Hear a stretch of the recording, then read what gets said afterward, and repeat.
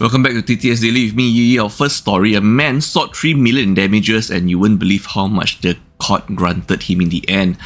Then we have a Let's Watch Together where a Japanese rice bowl doesn't taste like the meat it should be according to the customer. And our second Let's Watch Together where a lady chose to dump her used tissue into a bowl of condiments.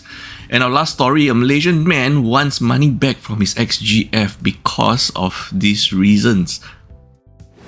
And our first story in Singapore where a man, Mr. Tan, 54 years old, sought nearly 3 million in damages for alleged medical conditions and losses caused by a 2010 accident. This accident happened at May 26, 2010 where a bus driven by Mr. Lee rear-ended Mr. Tan's van. Okay, so for context, Mr. Tan has been involved in a total of 7 traffic accidents, this being the 5th accident and the accident that he took up a civil suit on. Post-accident diagnosis showed that he had neck and right flank tenderness and given painkillers and a 3-day medical certificate. Mr. Tan returned to work immediately as a self-employed air conditioner subcontractor. He had pre-existing degenerative and neck and spine conditions from manual labour, years of manual labour, and he went for a spine fusion surgery at July 2011 that led to complications, followed by revision surgery on October 2011. He was also diagnosed with major depressive disorder and PTSD at April 2012, and he was also diagnosed with stage 4 pancreatic cancer at June 2021. So the civil suit was filed in June 2011, and at 2014, the defendant agreed to a 95% liability for excess damages. So even though the plaintiff claimed 3 million in damages, the defendant only agrees to paying 95% of excess damages by court, okay? The damages assessment hearing began in 2024, which is 13 years after the civil suit was filed, and it focused on whether the 2010 accident aggravated pre-existing conditions of the neck and spine or caused psychiatric issues. The plaintiff, Mr. Tan, revised his claim from 3 million to 1.95 million here, asking for 921,000 Singapore dollars for pre-trial loss of earnings and 707,000 Singapore dollars for future earnings loss, while the defendant only offered 8,800 Singapore dollars for chest bruises, whiplash, and minor spinal disc tears.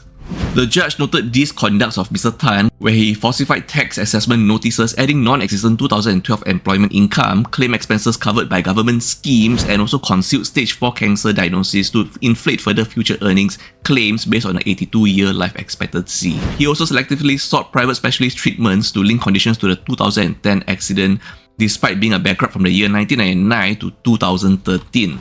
The judge also found inconsistent testimonies from Mr. Tan, who claimed severe worsening pain requiring home rest but admitted to resuming work immediately and earning more post-accident. He also exaggerated physical limitations while travelling for non-essential activities, and Mr. Tan had selective memory regarding loans for private consultations during bankruptcy. Finally, the medical evidence from expert testimonies from 3 orthopedic specialists, 2 for the plaintiff, 1 for the defendant, supported minimal accident impact. So these expert testimonies supported minimal accident impact that showed that it aggravated pre-existing neck spine conditions. There's no proof that a 2010 accident aggravated pre-existing neck spine conditions. So finally, the judge awarded 10,600 Singapore dollars for proven injuries and related expenses to the plaintiff, Mr. Tan. His original claim for damages was 3 million Singapore dollars. Okay, once again, the judge awarded 10,600 Singapore dollars. The case was deemed a calculated attempt to inflate damages through falsifications, exaggerations, and concealment. Mr. Tan's inconsistent narratives led to the rejection of his multi-million dollar claim. Okay, this video was allegedly taken at Suntec where a lady was unhappy that her pork bowl rice doesn't taste like pork apparently. So let's watch together. This is not pork. You don't need to tell me this is not pork loin. I don't know what I'm eating. So right at the start, this woman is claiming that the bowl of pork rice that she ordered is not pork, and telling the waitress here or server or supervisor that don't need to tell me that this is pork loin and I don't know what I'm eating. I mean, the pork bowl doesn't taste like pork. This is the main issue, I guess.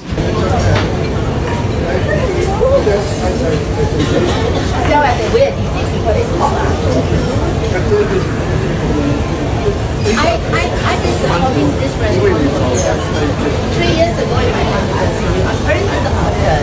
I'm very, very disappointed. It comes in because of Okay, so we have a bit more context. This bowl of pork bowl rice, I believe, doesn't taste like the standard that she had 3 years ago, and she's really disappointed. I think this must be like one of her favorite dish to order here, and I think she specifically also brought her friend to dine with her here because, you know, maybe like want to introduce him to, like, you know, there's something that I really like, let's go and try it together. And then it turns out the pork doesn't taste like pork. Come in because of then what else can I say? Continue eating people here lah. What else? What else do we do? Yes. Wait. You say you feedback, right? The problem is it will continue. There won't be any change because this is how management works. Nobody make any noise. Continue. I understand how management works. I also. So the waitress, server, or supervisor claims that she will make feedback to the company, you know, so that they can improve on their standards to meet, you know, customers, you know, feedback and all that. But the lady claims you make a feedback, but everything will remain the same. The pork will still not taste like pork. And why? Because she understands how management works. You make a feedback and nothing happens. You just make a feedback. So how?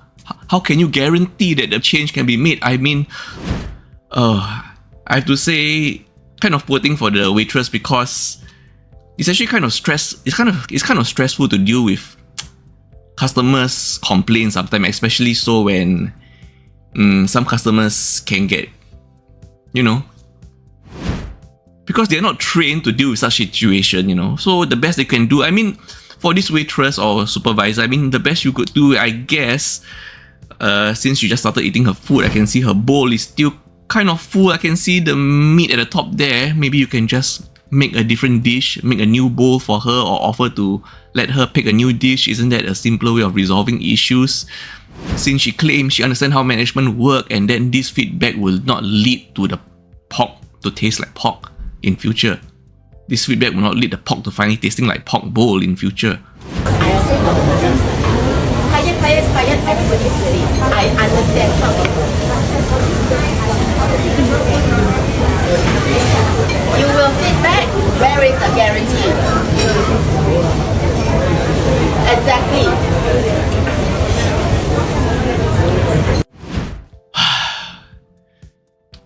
Her finishing blow is you will feedback, but where is the guarantee? Yes, I know it's really difficult. I mean, she is just a service staff there.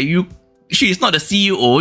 She can't just submit a feedback and there will be guaranteed changes. She is a service staff. She isn't management. She is not upper management level. So, I mean, protocol wise, she did what she can, and probably the best thing the server could do is, you know, offer the client a new choice of food item, perhaps. Maybe ask the kitchen to redo. Okay, the next video was taken recently in Shanghai, China, where a customer was, you know, blowing her nose into a tissue paper and then chose to throw the used tissue paper into a bowl of condiments, chili oil, I suppose. Let's watch it together.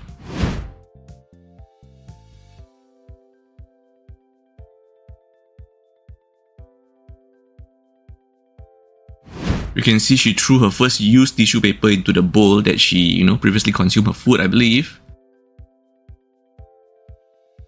Picks up a phone, a very nice flip phone, fiddles around the phone a bit, and then I guess she still has running nose, so she takes another tissue, blows into it, and then this is the part that I actually rewatched several times because I want to know, did she actually made a mistake here? After using her second piece of tissue paper, she threw it into that white bowl of condiments. That's supposed to be chili oil. And then she picks up more tissue from the tissue box and starts stuffing it all into that condiment bowl. And then she takes a spoon and squash it, like pressing her used tissue, using that spoon to press her used tissue, that bowl of condiments.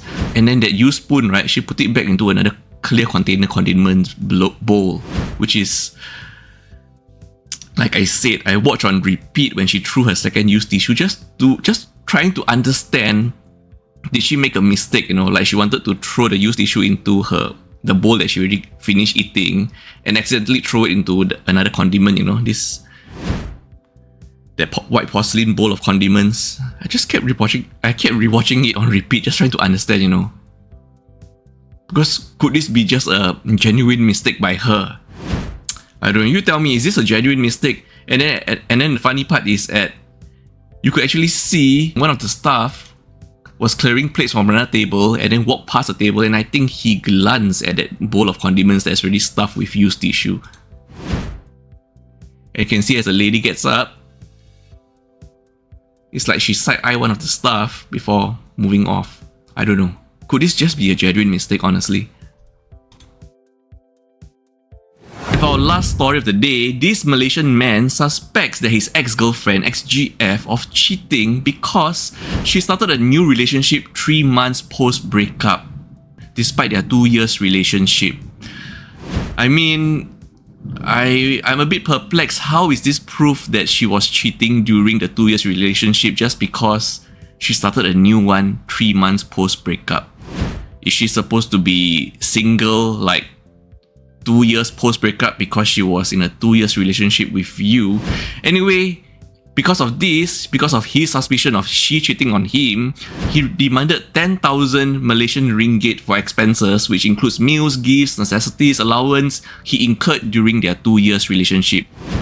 This is a really bizarre one, okay? This story only came into light after he posted on social media asking for legal advice if he is eligible to demand for that, money back. He also said that his ex-girlfriend allegedly promises to reconcile and not date others, but broke these promises, later blocking him on all platforms, leading to his suspicions of infidelity before the breakup. I mean, it's kind of weird to have someone that breaks up with you but promised to reconcile with you. I mean, what has the world come to? Is this the world that we live in now? You break up with someone but you promise them that you will patch back later, you'll reconcile back later.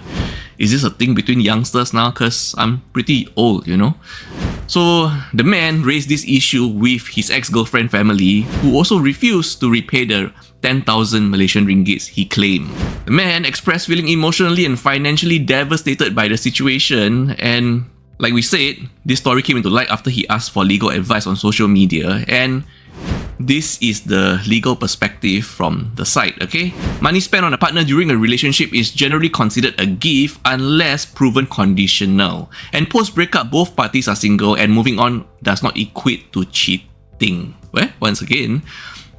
But of course, he claims, she made promises to reconcile, but I mean, the ex-girlfriend likely moved on quickly, possibly due to her appeal, and is not obligated to wait. Netizens very, very obviously criticize the man's calculative mindset and attempt to control his ex-dating timeline. And one user even calculated that the 10,000 Malaysian ringgits is, over 2 years is about 13.70 Malaysian ringgit per day. It's like 13 Malaysian ringgit per day. Comparing it to the cost of noodles and praising the woman for leaving him.